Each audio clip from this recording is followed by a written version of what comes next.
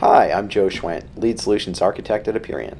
One question I get quite a bit has to do with BYOD programs, and more specifically, what devices and OSs should you support? Well, it really comes down to your corporate culture and what it is already being used. Um, Ideally, you don't want to support an unlimited number of devices. Typically, what I recommend that companies do is put a stake in the ground. Given the current landscape, especially in the corporate world, iOS makes sense, and Android usually makes sense. And depending upon how many devices you have already, potentially even BlackBerry.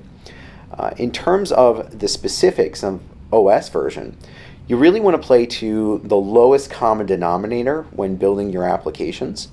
And what that really boils down to in June of 2012 is on iOS, it's iOS 4.2, and in the Android world, it's 2.2. Android is, as we're seeing, is coming along a lot slower in terms of the OSs being updated by the carriers.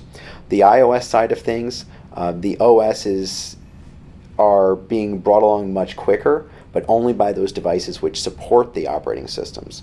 So as we are going to see with iOS 6, due to be released this fall, they're going to be dropping support for the iPad 1, which is a popular corporate device.